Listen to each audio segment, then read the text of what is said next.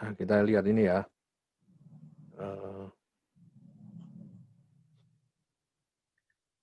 Penelitian seni ya. Saya langsung masuk ini aja karena waktunya hanya nanti kurang lebih 6 kali tatap muka, tatap maya. Ya, jadi saya bercepat ini. Buku-buku yang akan mendukung mata kuliah saya tentang penelitian seni, ya, atau disebut dengan artistic research, itu hampir semuanya bukunya dalam bahasa asing, ya, bahasa Inggris, karena bahasa Indonesia sulit dicari, ya, dan memang belum ada, ya. Ada satu yang dari Bandung, itu dari ISBI Bandung, ya, itu metodologi penelitian seni juga, ya. Bukunya tipis, di perpustakaan sebenarnya ada itu di perpustakaan kampus kita. Ya, yang saya gunakan selain itu, ya ini buku-buku ini relatif buku baru semua, ya. Jadi ada artistic research, ya, kemudian ada Routledge Companion to Research in the Art, lalu Handbook Intercultural Art Research, lalu Artistic Research Methodology. Yang saya pakai itu kiri kanan ini. Ya, yang saya pakai adalah yang kiri dan yang kanan. Yang ini tebal sekali bukunya, ya, ini relatif tipis dan tetapi juga sangat membantu untuk menjelaskan nanti apa saja isinya penelitian seni itu. Ya. Jadi penelitian umum, kualitatif, kuantitatif itu nanti akan saya sisipkan ya. Jadi kalau di dalam SRM, yang kualitatif, kuantitatif itu akan saya sisipkan sebagai metode untuk mencari, mengolah dan menyimpulkan data. Ya, jadi kuantitatif, kualitatif urusannya sampai ke bab 3 saja nanti untuk metodologi.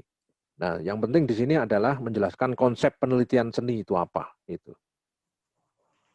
Nah, buku yang lain ya, buku yang lain ya, ini Artistic Research, Theories, Methods, and Practices ya. Ini bukunya tipis, kecil, tetapi keren ya. Ini juga ada di tempat saya. Ya, kemudian juga bukunya Sullivan, judulnya Art Practice as Research. Jadi praktek seni sebagai penelitian. Jadi praktek seni sebagai penelitian, artinya mencipta seni. Ya, itu sebagai penelitian itu seperti apa gitu loh.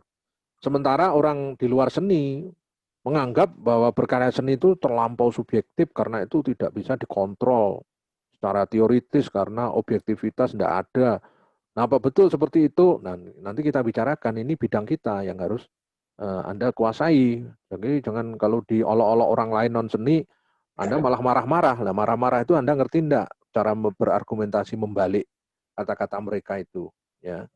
Jadi kalau membaca buku, ya hal seperti itu mudah ditaklukkan, itu omongan seperti itu. Ya.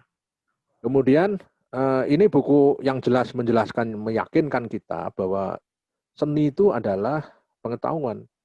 Seni itu bahkan nanti di kemudian hari dan di dalam buku ini juga ditegaskan sebagai sains. Ya, art and knowledge. Bahkan seni ada yang mengatakan melampaui sains itu sendiri. Ya, karena di dalam proses seni itu tidak cukup rasionalitas yang diandalkan, tetapi juga irasionalitas.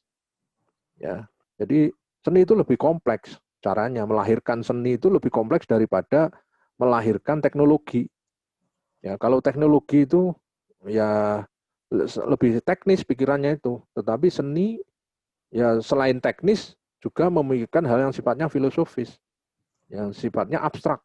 Selain yang main di dunia abstrak, pikiran, ya, tetapi juga mengkonkretkan pikiran, mengkonkretkan ide.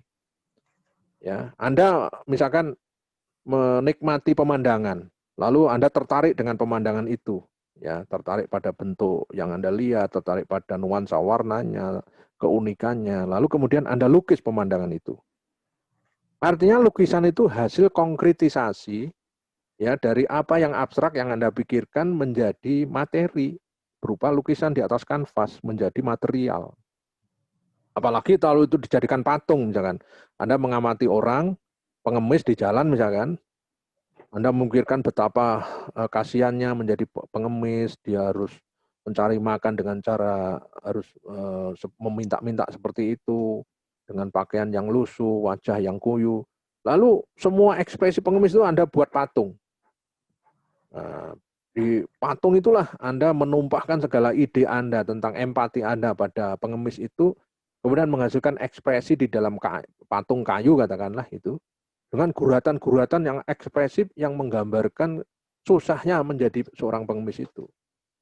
Nah, dengan demikian patung itu adalah sesungguhnya refleksi kegelisahan pikiran Anda yang abstrak itu menjadi konkret, yang menjadi materi. Ya, gitu.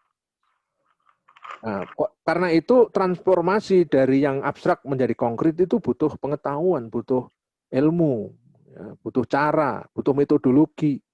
Ya katanya Yang itu. Jadi James Young bahwa seni itu salah satu bentuk dari pengetahuan manusia selain filsafat, selain ilmu pengetahuan itu sendiri dan agama. Ya, jadi itu Anda harus yakini bahwa bidang Anda itu sebenarnya ya ada yang menyebutnya metasain. Artinya metasain itu bahkan melampaui sain yang hanya masuk ke wilayah rasionalitas itu tadi. Jadi lebih ke sana arahnya. Itu kan keren kan berarti kan. Nah, yang berikutnya ini yang bahasa Indonesia ya, yang bahasa Indonesia yang mungkin bisa Anda baca juga. Metodologi penelitian seni. Ini ada di perpustakaan jurusan. Ya, sekali-sekali Anda kan bisa datang karena dibuka setiap hari Senin ya. Setiap Senin Bu Anggun itu ada di sana. Silakan kalau Anda datang ke kampus untuk mengcopy ini, pesan fotokopi metodologi penelitian seni, bahkan buku aslinya juga masih bisa diperoleh karena ada beberapa yang masih ada, ya bisa dibeli di sana. Metodologi penelitian seni, tulisannya Cecep Rohendi Rohidi. Ya kalau tidak salah ini harganya sekitar 100.000. Ya metodologi penelitian seni. Bisa menghubungi Bu Anggun ya. Silahkan di perpus. Kemudian metodologi penelitian kualitatif seni rupa dan desain, ini karangannya Sumartono, ya. Ini di perpus, tidak tahu ada apa enggak. Ya ini terkait dengan penelitian kualitatif di bidang seni rupa dan desain. Kemudian lalu epistemologi penciptaan seni itu adalah meyakinkan kita bahwa mencipta seni itu sebagai epistemologi, artinya filsafat pengetahuan. Epistemologi itu bahasa Indonesianya filsafat pengetahuan. Kemudian yang berikutnya ini yang terkait dengan apakah seni itu sebuah ilmu? Ya, kalau diakui sebagai ilmu, apa bedanya dengan ilmu-ilmu non seni? Ya, ini pernah diseminarkan secara nasional. Pengembangan model disiplin seni. Ya, nah, nanti di kuliah selanjutnya saya jelaskan ya apa bedanya. Ya, apa bedanya secara signifikan bedanya seni dan ilmu itu? Ilmu yang non seni maksudnya ya. Oke, nah ini saya kutipkan dari kalimat ini. Sorry ya.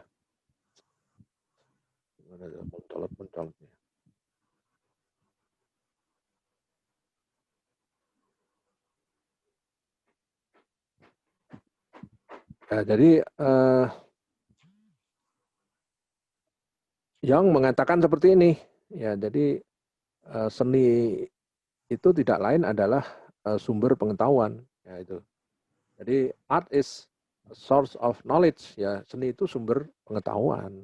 Ya. Meskipun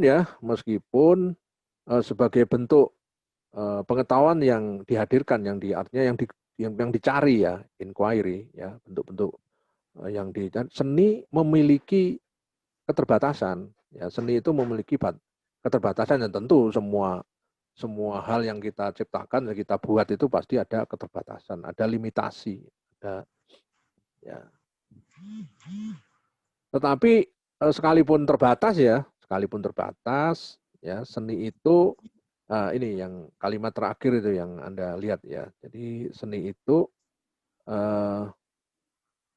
nah ini, jadi seni itu adalah sumber pengetahuan moral ya, pengetahuan moral untuk mengetahui segala sesuatu yang teratur, yang terukur. Jadi pengetahuan moral. Jadi dalam seni itu memang kita akhirnya misalkan kita membuat patung. Maka di dalam patung itu selain ada keterbatasan ya, limitasi tentang realitas karena Anda membingkai kan patung itu. Anda membingkai realitas. Jadi Anda mereduksi ruang di mana ide itu Anda hadirkan sehingga Anda membuat kayak dunia sendiri begitu. Ya, ketika karya itu Anda anggap dunia Anda sendiri, maka di situ sebenarnya Anda sedang menghadirkan batas-batas. Ya, karena orang lain kan tidak bisa, ini karya saya. Dengan Anda menyebut ini karya saya, artinya Anda sudah melakukan limitasi. Ya kan? Kalau orang dulu kan enggak. Orang dulu sebelum era modern kan enggak ada karya itu dikasih tanda tangan. Enggak dikenal siapa penciptanya. Ya, enggak dikenal. Kenapa? Karena ketika dia membuat sesuatu itu dia itu merasa ada mendapatkan wahyu, ya, tugasnya itu berdharma, tugasnya itu mengabdi, tugasnya itu mengekspresikan karena dikasih ilham, dikasih petunjuk oleh Tuhan yang Maha Kuasa. Karena itu dia tidak mampu menuliskan namanya, ya. Maka seni-seni pramodern, ya, seni-seni lama itu tidak ada penciptanya siapa. Ya. Dia tidak berani mengatakan itu saya. Ya. Yang bisa mengatakan itu saya itu menurut mereka adalah ya yang Maha Kuasa. Karena tangan saya bergerak, karena itu digerakkan, pikiran saya memiliki ide, karena juga dikasih ilham atas ide di dalam pikiran saya oleh kekuatan adikodrati di luar tubuh manusia. Nah, itu kalau seniman dulu begitu. Nah, kalau sekarang kan tidak. Sekarang itu rebutan bilang aku, ya saya. Ya, ketika menyebut saya, itu karya saya, artinya sudah terjadi limitasi. Ya, terjadi pembatasan pada karya itu, pada ruang-ruang yang lebih sempit. Ya, berarti kalau disebut saya, maka batas apresiasinya ya terkait dengan hubungan kamu dengan seniman, dengan karya itu sendiri. Tapi kalau orang dulu, kan beda. Orang dulu, seni dulu misalkan wayang kulit, siapa yang menciptakan itu? Ya, tanda tanya besar. Ya, siapa yang mengawali batik? Siapa yang menciptakan batik? Juga tanda tanya besar. Siapa yang kali pertama menciptakan keris? Juga tidak ada. Ya, menyebut ABC itu tidak ada itu. Ya. Nah, begitu itu tidak ada namanya, berarti batas-batasnya itu akhirnya jadi budaya, ya, jadi komunitas, jadi bangsa, jadi kebudayaan yang luas. Dan dengan demikian mengandung imajinasi tentang kebangsaan, imajinasi tentang geografi, imajinasi tentang budaya-budaya besar. Ya. Tapi kalau tadi lagi-lagi kalau seni itu diklaim sebagai karya individu, ya otomatis langsung membatasi diri pada relasi individu seniman itu dengan karya ciptanya itu. Nah, ini yang membedakan karya seni lama non modern sebelum modern sampai dunia modern tuh. Nah, yang berikutnya hubungan seni dan ilmu, ya, seni dan ilmu, ya. Jadi seni dan ilmu dan seni, ya, are not completely dissimilar forms, ya, of inquiry, ya, itu. Jadi apa ya, seni, ilmu dan seni bukanlah bentuk-bentuk yang benar-benar berbeda gitu, ya, benar-benar tidak bisa direkatkan, ya, dalam konteks ini inquiry, ya, seni dan pengetahuan empiris memiliki, ya, dasar-dasar yang umum, ya, dasar-dasar yang umum itu sama gitu, intinya itu, ya. Dan apa itu? Ini, ya, kedua-duanya dimulai dengan apa? Observasi secara total, secara teliti, ya, mengobservasi secara careful, berhati-hati, artinya teliti di situ. Jadi seni itu mau seni mau ilmu, ya, semua dasarnya sama, yaitu apa? Hasil dari observasi, ya, observation di situ. Nah, kalau ilmuwan ketika mengobservasi sesuatu, mengamati misalkan lingkungan, lalu dia memecahkan dengan nanti jalurnya pakai ilmu, pakai data, diteliti di lab, ya. Misalkan ada pencemaran lingkungan, ilmuwan biologi datangin langsung meneliti kadar air, lalu pencemaran udara, lalu macam-macam di situ diukur semua menggunakan alat-alat. Tapi kalau seniman yang datang sama, ya di tempat yang sama, hasilnya tidak seperti itu. Dia akan melihat, wah, tentang kemanusiaan, lalu tentang bagaimana dunia nanti kalau begini terus, ya kebudayaan akan menjadi tidak menentu, krisis ekologi, lalu semua itu dimaknai kemudian dilukiskan. Ya, jadi direfleksikan, dimasukkan di dalam apa itu intuisi, kemudian baru dilukiskan di situ. Betapa dunia itu mengalami ancaman ekologi semacam itu, yang kemudian menjadi lukisan yang bertema krisis ekologi. Wah, itu kan cara seniman mengekspresikan kegelisahannya tentang hal yang sama tadi, yang seperti yang dilakukan oleh ahli biologi misalkan. Jadi sama-sama mengamati satu fenomena yang sama, tetapi outputnya yang berbeda. Nah sekarang kalau bentuknya seni, ya orang sebenarnya setelah menjadi karya seni, begitu menatap karya itu tadi tentang krisis ekologi, apa yang disentuh sebenarnya? Yang disentuh tentu bukan pikiran saja kan, yang disentuh nurani akhirnya. Jadi seni itu menyentuh bagian-bagian yang sifatnya rohania, ya ruh, dunia ruh yang disentuh, ya. Ya lain dengan kerjanya ilmuwan, ya yang disentuh adalah dunia kognisi, pikiran, ya dunia kognisi saja, rasionalitas di situ, ya. Kalau seni menyentuh hal yang sifatnya substil, sifatnya reflektif, sifatnya rohania. Ya, itu jadi beda. Sasarannya itu berbeda, tetapi saling melengkapi di situ. Bukan berarti, wah seni lebih tinggi daripada ilmu, enggak seperti itu. Atau sebaliknya, ya. Jadi tidak seperti itu. Jadi masing-masing itu memiliki tugas yang berbeda, tetapi saling melengkapi.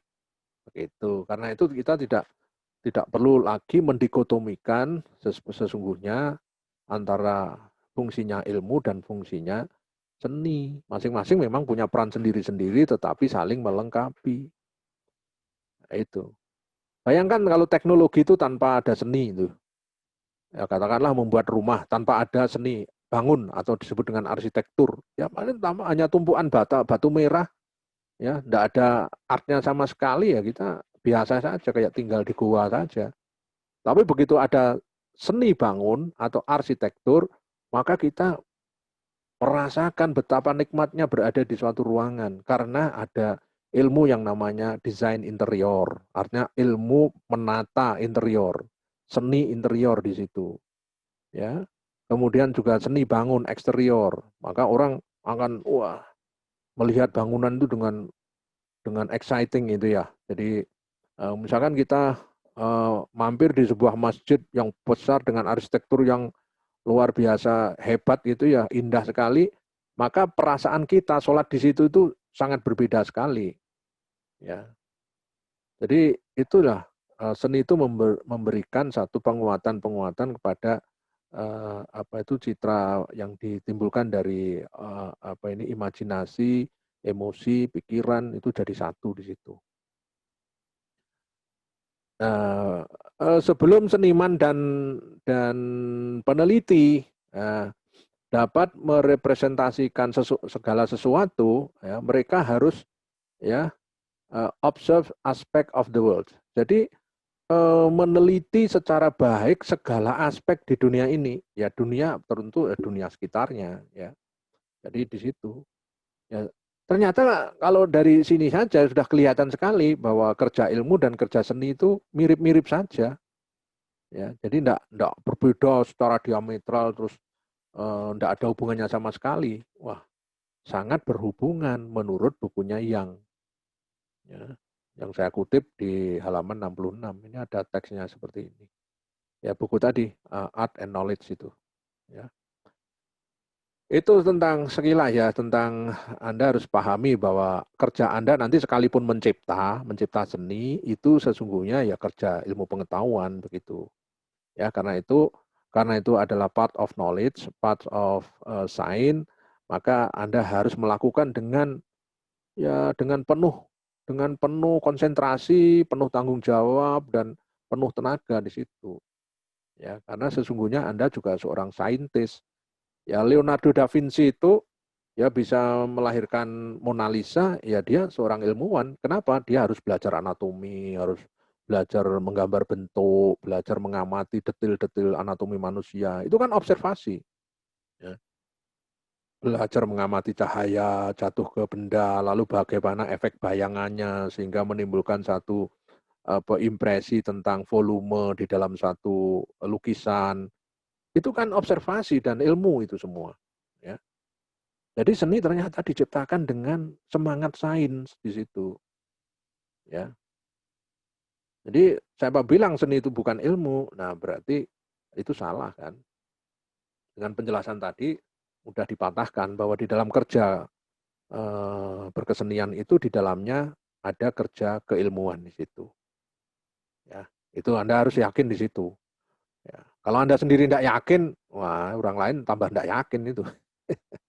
Jadi Anda sendiri harus betul-betul yakin karena itu harus banyak membaca agar tahu betul posisi keilmuan Anda itu. Ya. Nah, seni itu kalau kita teliti harus didasarkan pada asumsi. Ya, asumsi itu apa sih? Asumsi itu pikiran-pikiran yang sifatnya eh, apa itu ditarik dari fakta yang umum, ya, yang kemudian kita jadikan dasar untuk melangkah. Ya. Misalkan begini, kenapa dulu Anda kuliah di UNESA? Maka seharusnya Anda harus punya asumsi dasar dulu. Siapa sih UNESA itu? Perguruan tinggi macam apa sih UNESA itu? Ya, jadi Anda harus punya jawaban-jawaban dari itu. Ya. Jadi itu namanya jawaban-jawaban itu yang kemudian Anda percaya nanti Anda akan membuktikan itu, berarti itu namanya asumsi. Ya, jadi seperti saya ngajar seni rupa murni, asumsi saya mahasiswa seni rupa murni itu memiliki potensi kreatif. Itu asumsi saya. Ya. Dan itu akan saya buktikan bahwa keluaran seni rupa murni itu akan menjadi manusia kreatif. Karena saya sudah berangkat dari asumsi bahwa manusia yang disebut mahasiswa seni rupa murni itu memiliki potensi menjadi manusia kreatif. Itu asumsi yakin saya sebagai dosen seperti itu. Ya.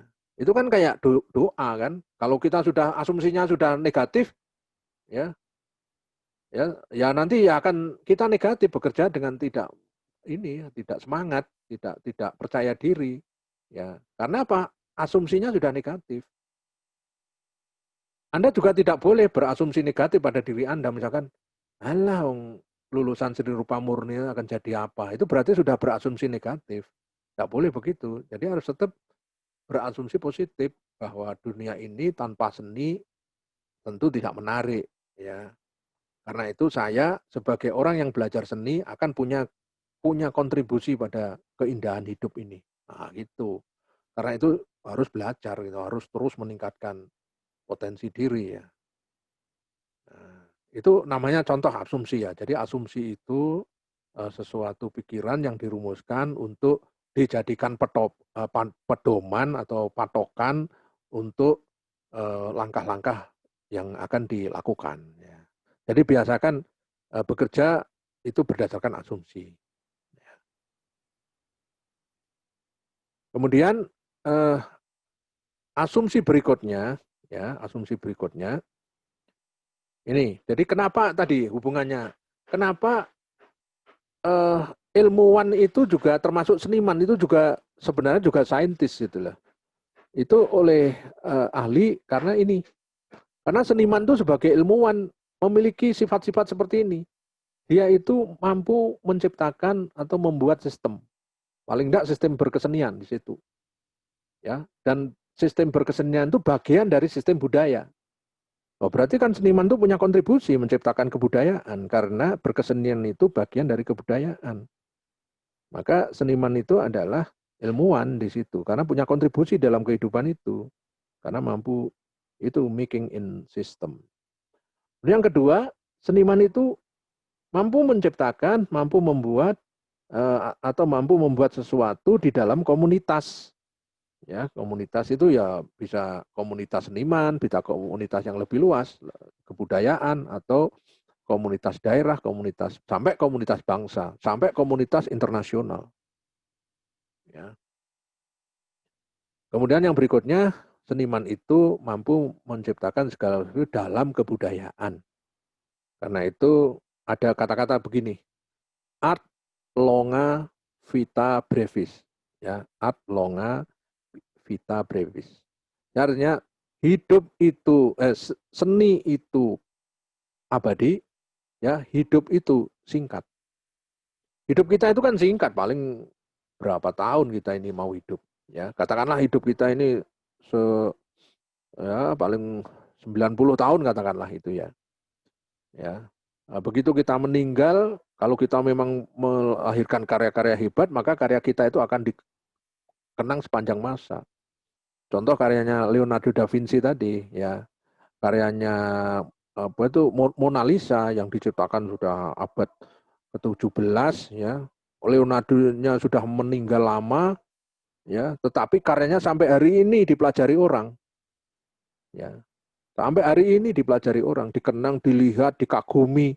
Padahal Leonardo-nya sudah wafat lama sekali. Jadi itu yang disebut dengan art longa, seni itu panjang, abadi, ya, sementara hidup itu singkat. Ya, vita brevis.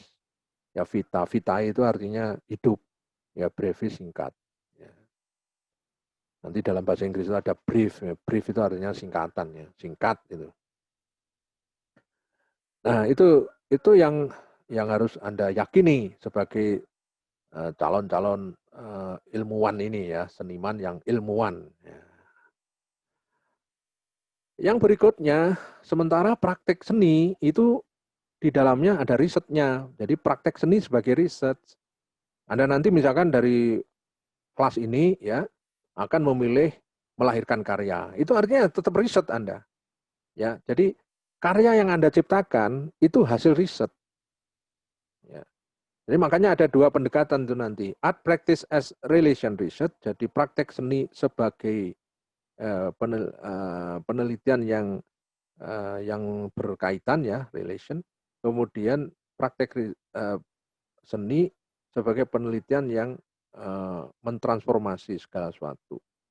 Misalkan begini, Anda misalkan mulai sekarang itu, kalau yang mengambil jalur ya art practice as relation research, ya, jadi praktek seni, mencipta seni, ya itu terkait dengan Anda sendiri, dengan apa dunia Anda sendiri yang subjektif itu. Ya, yang Anda akan melahirkan karya yang Anda klaim sebagai karyamu itu. Tapi yang kedua, itu karyamu itu berdampak secara sosial. Misalkan Anda melakukan bekerja sama dengan para petani di daerahmu, ya, Anda menciptakan suatu performance arts atau happening, ya, atau bahkan seni yang nanti bisa mendatangkan massa di situ menjadi tontonan, terus melahirkan mendatangkan uang, ya, ya nanti uangnya itu dipakai untuk beli bibit pohon, ya, dari pohon itu kemudian dipakai untuk ditanam di tanah yang gersang, ya, berarti di situ Anda melakukan penelitian yang transformatif, yaitu mempraktekkan seni tetapi ada upaya mentransformasi keadaan. Ya, Anda ini ya, Anda mengubah sesuatu ya, sekalipun mungkin skalanya kecil ya. Ya seni rupa murni itu coba yang agak berpikir dalam tanda kutip liar itu idenya ya.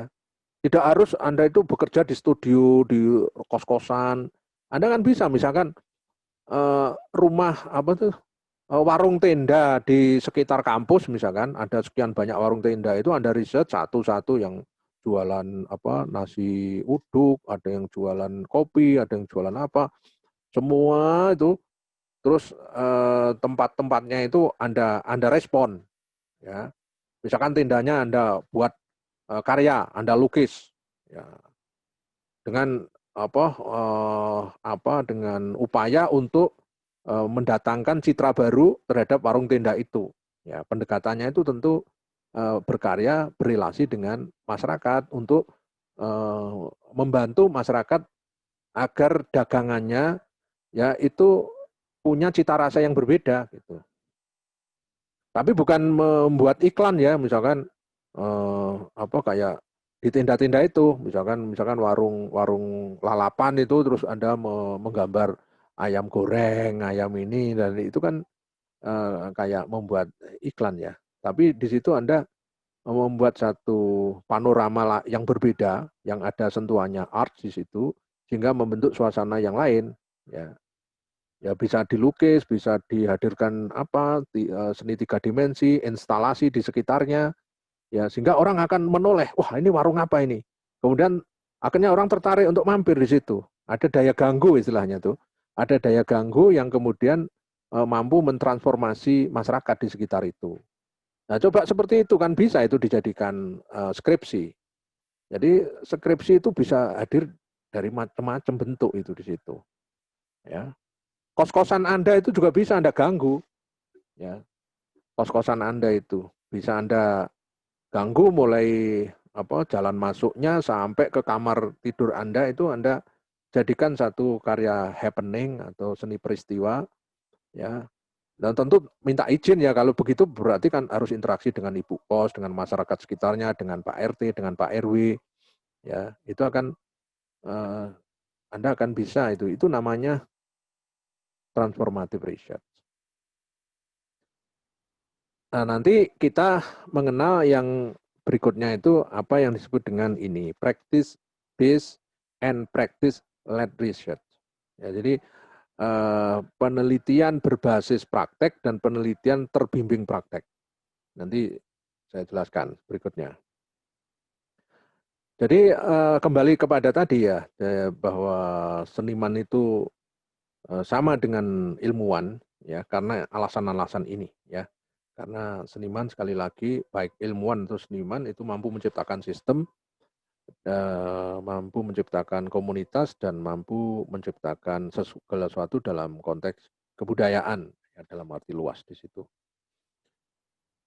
Dan berikutnya praktek seni juga sebagai sebuah praktek yang berelasi dengan intimitas individu, segala hal yang sifatnya dunia internal, dunia individu seniman, ya. Yang berikutnya ternyata juga bisa dibawa keluar, artinya berinteraksi dengan masyarakat, lalu kemudian bisa mengubah, ya, mengubah perilaku, mengubah kebiasaan, mengubah pandangan, ya, pada masyarakat. Ya. Itu silakan itu. Membuat satu gerakan-gerakan yang transformatif itu. Oke, yang berikutnya kita lihat ini, kita lihat definisi penelitian seni itu apa, ya. Jadi penelitian seni itu, ya, pada dasarnya adalah punya hak sendiri untuk tumbuh. Jadi artinya tidak tergantung dari ilmu lain, tidak harus disetujui ilmu lain. Seni itu memiliki paradigma sendiri, punya jalur sendiri. Ya, jadi ini kalau kalimat panjang ini kalau disimpulkan itu adalah ini bahwa kita sebenarnya punya otonomi sendiri sebagai ilmu itu, punya hak sendiri untuk tumbuh. Karena memang punya apa ya, punya mekanisme yang ada samanya tapi juga ada bedanya gitu ya. Dibanding dengan ilmu non seni gitu. Yang kedua, ya, di dalam definisi seni penelitian seni itu ya kita berada di dalam konteks bahasa simbolik dan di dalam bahasa simbolik itu punya sintak ya, punya tujuan-tujuan yang berbeda-beda gitu ya. Karena seni itu kan mainnya di bahasa simbol ya, bahasa simbol. Kemudian yang berikutnya penelitian seni itu berelasi secara diskursif dengan karya lain di bidangnya. Ya, itu. Yang berikutnya karya seni dapat dibaca dengan cara yang khas, ya, dengan cara yang khas. Saya kira kita tidak usah ini ya mikir definisi. Yang penting nanti cara kita meneliti aja. Ya. Oke, saya kira saya akhiri itu dulu. Nanti saya jelaskan ini pada pertemuan berikutnya ya. Nanti Anda bisa memilih nanti dari tipe ini, nanti Anda kembangkan jadi proposal. Kalau kita berangkat pada riset on art itu begini. Riset on art itu objeknya seni, ya, tetapi kita menggunakan pendekatan lain. Misalkan pendekatan sejarah, pendekatan sosial, pendekatan antropologi, pendekatan estetik. Ya, misalkan lukisan Joko Pramono atau Jopran, ya, dikaji dari perspektif estetik, misalkan, atau kajian estetika lukisan Jopram. Nah, itu artinya riset on art. Jadi objeknya karya seni, tetapi cara membacanya menggunakan ilmu orang lain, menggunakan sosiologi, menggunakan antropologi, menggunakan psikologi, ya, itu namanya riset on art. Ya. Nah, yang berikutnya riset of art, ya, riset tentang seni, ya, riset tentang seni. Nah, kalau riset tentang seni itu Anda berbasis pada praktek seni, tapi yang dilakukan orang lain. Ya, jadi Anda memahami lahirnya karya itu. Ya, jadi tidak melihat, kalau ini tadi kan yang nomor satu kan objeknya seni, tetapi dibaca atau dianalisis dengan menggunakan pendekatan ilmu lain kan. Kalau yang ini, yang nomor satu. Nah, yang nomor dua, objeknya karya seni, karya cipta seni, berarti yang diteliti di situ adalah proses penciptaan seni yang dilakukan oleh seniman. Ya, maka di situ nanti temuannya berupa cara, berupa metodologi, berupa kekasan dari karya seni itu, karena Anda meneliti proses dari awal membentuk ide, ya, menemukan ide seninya itu sampai pada hasilnya. Nah, itu yang disebut dengan research of art. Ya. Jadi misalkan gini, aspek-aspek kreativitas di dalam penciptaan seni karya seniman siapa begitu ya. Ya, misalkan karya Sufi Wahyudianto atau karya Dian Condro, misalkan itu, ya. Atau seniman yang Anda pakai peneliti yang Anda amati siapa gitu, terserah. Jadi itu lebih meneliti tentang prosesnya di situ. Di balik karya itu sampai jadi itu karena apa gitu ya. Jadi pertanyaan dasarnya kenapa kok dia bisa membuat seperti itu? Apa dasar pikirannya? Bagaimana bahannya? Bagaimana tekniknya? Bagaimana prosesnya? Bagaimana apa instrumen apa itu pandangan-pandangan lain yang mempengaruhi seniman itu bekerja? Berarti di situ Anda menulis penelitian research of art, ya, atau disingkat ini di buku lain disebut dengan tadi practice based research, penelitian berbasis praktek, ya, penelitian berbasis praktek. Nah, itu. Jadi Anda juga berpikir, apa saya enaknya ini ya. Nah, berarti kalau di situ Anda nanti menemukan proses, ya, menjelaskan proses sampai hasil. Ya, yang dilakukan orang lain. Ya, yang nomor dua itu. Oke. Nah, sementara kalau yang nomor tiga, nah ini, kalau yang nomor tiga adalah penelitian atau research in art. Ya, artinya seniman itu sendiri yang neliti. Ya, Anda sendiri, misalkan Anda berkarya, Anda akan melahirkan karya, outputnya karya. Nah, berarti Anda di sini research in art. Nah, itu dengan bahasa lain practice led research. Nah, jadi nanti hasilnya itu karya, membuat karya, melahirkan karya, menciptakan karya di sini. Ya. Nah, dengan demikian nanti apa Pak yang dijelaskan? Yang dijelaskan adalah pengalamanmu dalam menemukan ide, pengalamanmu dalam menentukan media, pertimbanganmu dalam menentukan tekniknya, ya, pengalaman dan pertimbanganmu berdasarkan untuk menemukan teknik representasi atau bentuk, ya, pengalamanmu dalam meriset referensi visual yang mempengaruhi kamu. Ya, jadi serba pengalaman, serba apa yang Anda lakukan itu diceritakan sejak awal sampai memproses karya itu sampai jadi. Nah, jadi itu yang disebut dengan research in art, outputnya karya. Nah, itu nanti kita bedah satu-satu, ya. Oleh karena itu, proposalmu itu, ya, kamu nanti berpikir ulang lah, yang sudah diusulkan ya enggak apa-apa, nanti sebagai peta informasi awal dari saya, Anda itu sebenarnya di awal punya ide apa, setelah saya kasih kuliah, berubah enggak gitu, ya. Ya tentu mungkin banyak berubah ya, karena awalnya belum belum punya pengetahuan, ya setelah ada pengetahuan masuk, wah iya ya saya tampaknya karena saya itu pengennya berkarya, maka Anda mengambil riset in art. Ya, nanti kita coba bedah teorinya seperti apa, metodologinya kayak apa sih, apa beda dengan yang lain ini gitu. Ya.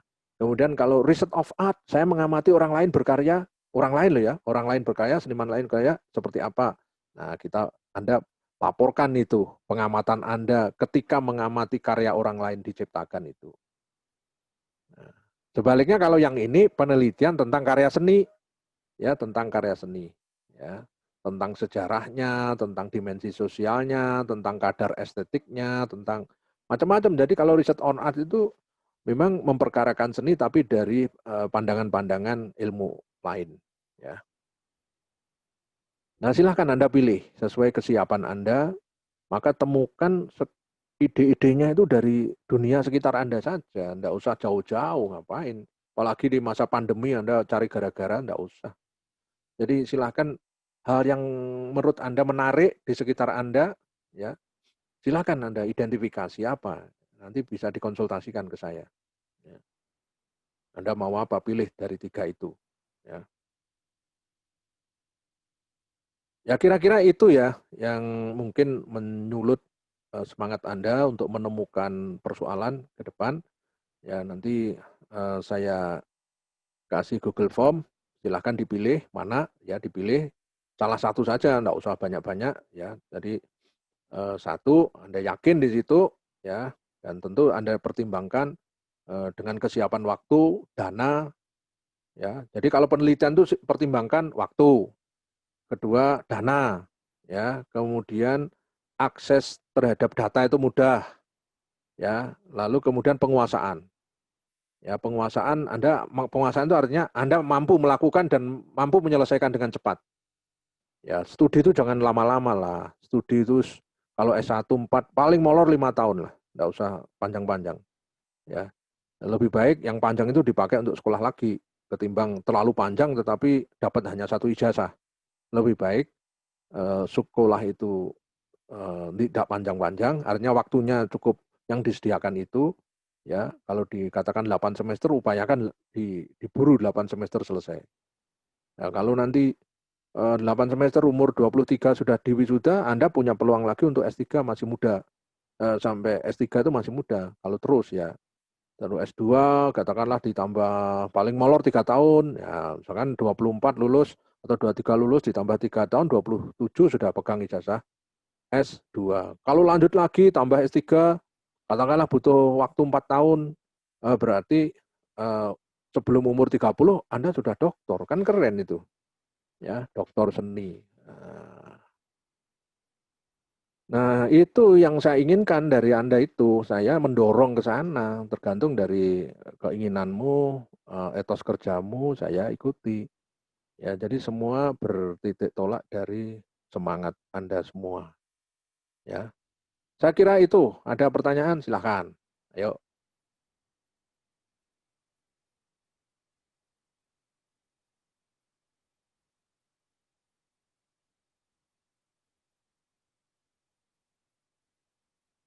Ya, silakan. Ada pertanyaan?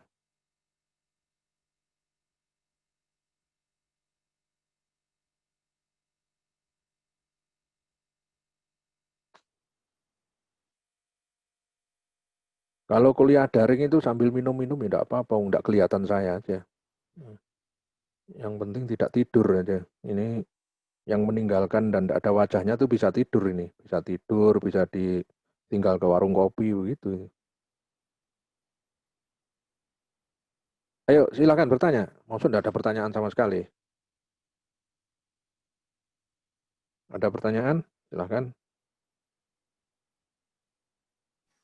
Pak, Ya, misi. ya, Kalau misalkan meneliti tentang teori dari seni itu lagi gimana, Pak? ya. Ini modalnya cukup cukup menantang ya kalau meneliti teori. Pertama, Anda juga harus banyak membaca teori ya.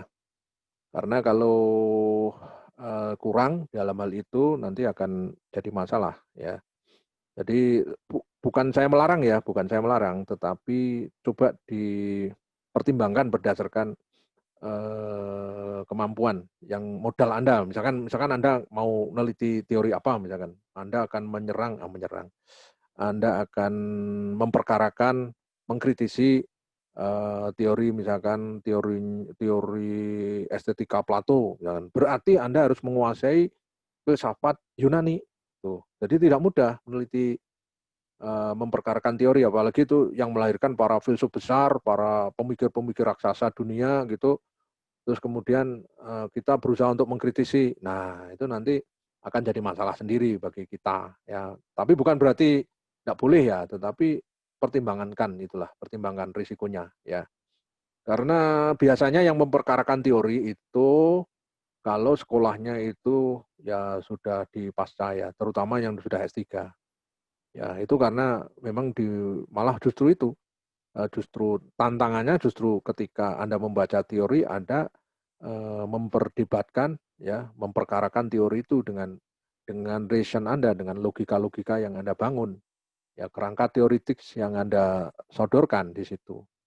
Ya, jadi modalnya untuk menghantam teori itu yang pertama ya banyak membaca filsafat, banyak membaca teori, ya, dan buku-buku penunjang yang lain sehingga akan tahu anatomi teori itu bergeraknya seperti apa, asal usul teori yang Anda perkarakan itu seperti apa, betul-betul harus diketahui. Ya. Seperti kalau membaca karya-karya para filsuf itu, ketika dia tidak setuju dengan filsuf sebelumnya, itu dia mempelajari filsafat perkembangan mulai dari Yunani sampai kemana-mana itu. Ya, sehingga dia bisa memotret pikiran filsuf itu hanya seperti ini. Itu karena dia tahu semuanya. Ya. Dengan demikian dia bisa menunjukkan di mana kekurangannya dan seharusnya harus bagaimana itu bisa itu. Nah, para filsuf itu pemikir-pemikir misalkan di dalam filsafat kritis di Frankfurt School itu orang-orang yang bisa menjelaskan sejarah pemikiran filsafat Barat itu mulai dari A sampai Z. Ya, ya misalkan sekarang ada filsuf yang banyak dibaca oleh anak-anak muda misalkan kayak Slavoj Zizek ya. Ini seorang filsuf yang sekarang sedang banyak dibaca termasuk Danto misalkan. Anda tidak setuju karyanya Danto misalkan. Arthur Danto. Itu kalau Anda tidak membaca metafisika barat sampai dunia modern sampai pikiran-pikiran postmodern tidak bisa ya akan membaca pikiran Danto secara utuh. Ya, jadi butuh syarat yang tidak main-main ketika kita memperkarakan yang sifatnya teoritis. Jadi diperkuat modalnya dulu, silakan. Mau penelitian ke sana pada dasarnya tidak ada larangan, cuma implikasinya atau konsekuensi logisnya harus disiapkan secara matang. Itu. Ya seperti itu kira-kira gambarannya. Eh, Kira-kira Anda bisa mengkonkretkan enggak apa yang Anda maksud? Misalkan Anda mau mengkritisi teori apa kira-kira?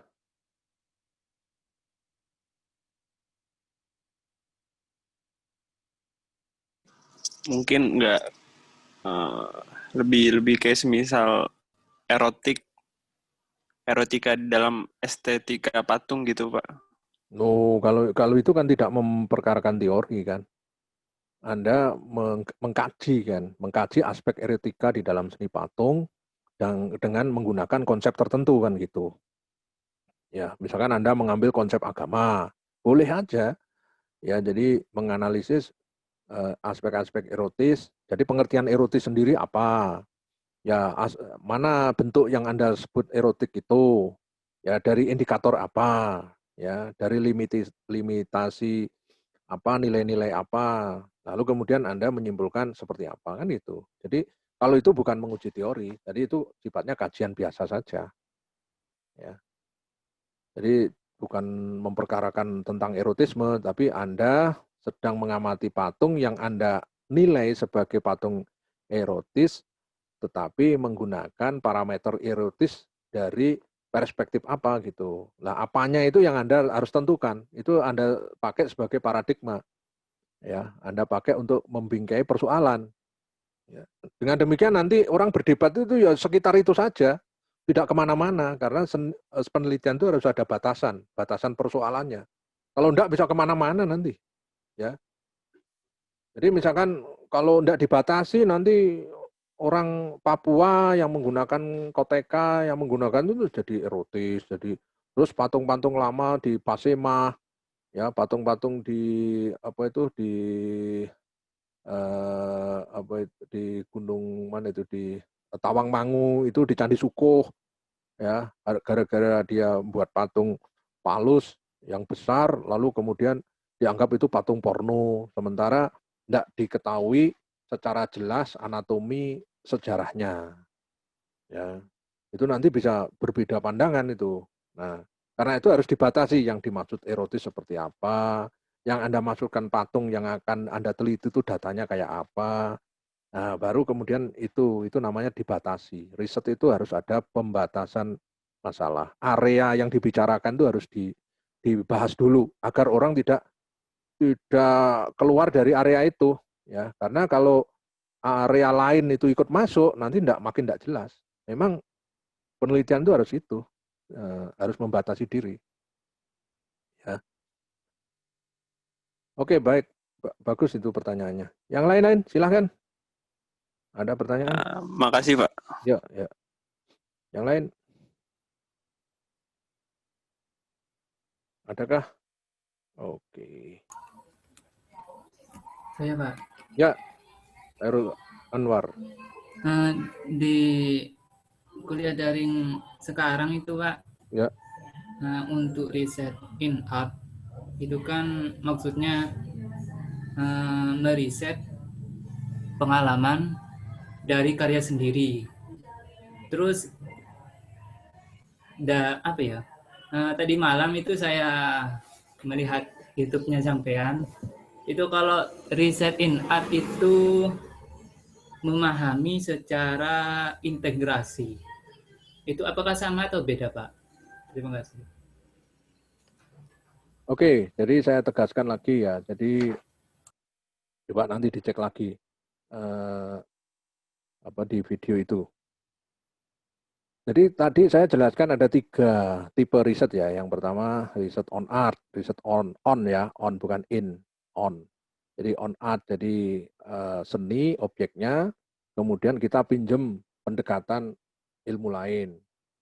Saya misalkan dulu waktu membuat disertasi itu kan riset on art. Ada seni, terus saya pinjem faktor ekonomi. Ya, saya pinjem konsep ekonomi, saya pinjem konsep ideologi, saya pinjem konsep apa itu konsep global art. Ya, karena saya hanya pertanyaannya sederhana waktu itu, ya. Kenapa sih kok ada orang yang disebut kolektor? Dan kalau dia ngoleksi, kenapa kok mau membeli lukisan kok sampai miliaran bahkan triliunan? Ya. Pertanyaannya siapa ini orang yang mengoleksi? Ya. Itu saja sebenarnya fenomena yang saya amati dari galeri, dari rumah lelang. Kemudian saya berusaha mencari tahu kenapa dia, motif-motif apa yang mempengaruhi dia sehingga dia mau membeli lukisan itu. Ya. Dan kalau mau membeli itu kok yang mahal-mahal gitu loh.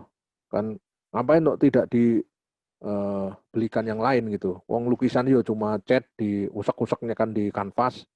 Ya, kok sedemikian heboh dia mau membeli dengan miliaran rupiah. Ya, apa tidak eman-eman, apa tidak lebih baik dibelikan Alphard saja ketimbang lukisan gitu, ya. Wong orang seni saja kalau disuruh pilih Alphard apa pilih lukisan, nanti lah pilih Alphard. Ya kan? Sekarang saya juga gitu kalau ditanya orang, Pak Juli tak kasih Alphard sama lukisannya misalkan katakanlah X gitu, saya tidak usah nyebut nama nanti tersinggung. Ya, katakanlah lukisan bagus, katakanlah itu, ya bagus. Saya pasti pilih Alphard. Sekalipun saya punya background untuk menjelaskan, tapi saya pilih Alphard. Ya, ya itu kondisi yang real seperti itu. Tapi pertanyaannya, kenapa kok ada orang mau beli? Ya, dan bahkan berebut. Nah ini yang mengganggu pikiran saya. Ada apa ini di dalam pikirannya itu bekerja ideologi apa itu?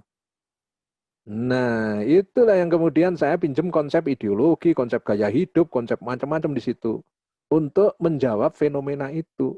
Itu yang disebut dengan research on art. Nah, ya selebihnya baca aja disertasi saya. Ya, sebentar lagi akan jadi buku insya Allah. Ya, ini buku yang sudah saya proses agak cukup lama ya karena dari disertasi menjadi buku itu ternyata tidak mudah. Saya harus nambah-nambah macam-macam di situ. Judulnya itu nanti lukisan di dinding borjuis. Wah, jadi judulnya lukisan di dinding borjuis. Ya, borjuis itu ya orang-orang punya duit banyak itu. Ya, itu insya Allah akan segera terbit. Yang kedua, penelitian apa tadi? Research of art of. Ya, kalau of itu penelitian practice based research. Jadi penelitian berbasis praktek. Jadi yang diperkarakan adalah prakteknya itu. Ya. Berarti itu menemukan metode bagaimana karya seni itu diciptakan. Ya. Artinya Anda meneliti seniman lain, ya, misalkan itu Amal itu meneliti bagaimana proses kerja kreatifnya Badri, misalkan itu. Ya, itu berarti Anda wawancara dengan Badri, mengamati sehari-hari Badri mencipta itu. Ya. Bagaimana Badri mengasah pikirannya, bagaimana menemukan ide, bagaimana menentukan media, bagaimana menentukan teknik. Itu Anda catat, Anda wawancara, ya, Anda diskusikan. Ngapain sih Mas, sampean kok tertarik tema ini? Ya, Badri cerita begini-begini. Kenapa kok tidak ini? Ya, kenapa itu dari seniman tuh dari cerita atau narasi di balik karya itu Anda laporkan itu. Nah, itu namanya Anda sedang meneliti riset of art. Ya, jadi of di situ. Nah, yang berikutnya, kalau penelitian hasil akhirnya itu karya, ya, hasil akhirnya itu menciptakan karya, artinya Anda sendiri. Anda meneliti Anda sendiri. Perilaku Anda dalam mencipta itu Anda catat, Anda rekam, ya. Ya, Anda rekam, terus Anda jelaskan di situ, ngapain sih kamu melakukan seperti itu? Kenapa Anda harus menggunakan warna itu? Anda cerita saja di situ. Jadi tulisan itu lebih apa itu bisa disebut sebagai sebuah dokumentasi proses berkarya itu. Atau karya itu di baliknya itu ada narasi-narasi yang Anda bangun dari pengetahuan Anda. Ya, dan itu nanti yang dilaporkan dalam tulisan. Ya, makanya kalau di dunia modern, di dunia barat atau dunia negara-negara maju, riset in art itu ya kayak paper saja laporannya, bukan membuat tesis yang tebal begitu karena yang difokuskan untuk melahirkan karyanya itu. Kalau ada tulisan pun sifatnya hanya sekedar jejak, ya jejak saja, hanya laporan-laporan yang sifatnya menuliskan jejak-jejak mulai dari awal sampai akhir. Ya. Tapi di kita, di tradisi perguruan tinggi kita, bukan hanya UNESA ya, tapi di ISI, di mana-mana itu, masih menuntut ya karya penelitian seni yang melahirkan karya seni itu harus juga ditulis kayak penelitian non karya seni. Ini masih belum masih belum menyepakati seperti ini. Ya. Akhirnya juga termasuk di kita. Karena tetap semuanya itu disebut skripsi kan. Kalau skripsi alurnya, metodologinya diatur oleh kampus. Ya. Padahal mestinya ya masing-masing karakter perguruan tinggi, karakter prodi, program studi, apalagi program studi seni itu punya karakter seperti itu. Ya, kalau seperti di Australia misalkan, ada teman yang mengambil doktor di Australia di Wollongong University. Dia mengambil itu tadi riset yang disebut dengan practice led research, penelitian terbimbing praktek. Maka di sana itu dia hanya praktek aja setiap hari. Di studio setiap hari masuk, terus apa yang dilakukan, ada reasonnya, ada alasannya, ada tujuannya, ya terus kemudian lalu diuji oleh profesornya di dalam studio itu. Terus nanti berikutnya dia melakukan apa, tetap bercerita tentang apa yang dilakukan, tujuannya apa, untuk nanti hasilnya seperti apa, lalu diuji oleh profesornya. Terus begitu. Akhirnya selesai, lalu apa yang dilahirkan di studio itu dipamerkan, catatan-catatan harian itu dibukukan. Sudah selesai. Sudah jadi dia sudah memperoleh gelar doktor di situ. Jadi disertasinya bukan satu tulisan yang sistematis begitu. Ya, jadi disertasinya ya karya itu sebagai output dari penelitian seni itu, research in art. Itu kalau di Australia seperti itu, ya. Kalau di Indonesia itu belum, ya, belum sampai ke sana. Ya, semuanya masih harus distandarisasikan sesuai dengan standar penelitian non penciptaan. Ya. Memang ini kemarin di beberapa pertemuan ya di perguruan tinggi yang saya ikuti, terutama perguruan tinggi seni itu sedang membahas seperti itu. Ya, kita harus memiliki karakteristik terutama untuk teman-teman yang mengambil jalur karya, ya mahasiswa, dosen yang meneliti karya, ya yang melahirkan karya itu jangan dibebani tulisan yang panjang lebar lagi karena di luar negeri sudah seperti itu. Makanya ada metodologi itu. Ya, jadi ada 3 tipe itu. Kalau yang tipe yang 1, 2 itu kan hasilnya kan bukan karya, tetapi tulisan. Ya, yang tipe 3 yang khas sendiri melahirkan karya. Maka tulisan itu hanya sekedar lampiran. Tulisannya itu lampiran jejak pemikiran prosesnya itu. Ya, kalau yang ketiga riset practice led research itu.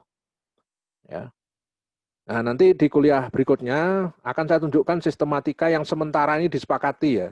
Sistematika proposal ketika Anda membuat riset on art, riset of art, dan riset in art.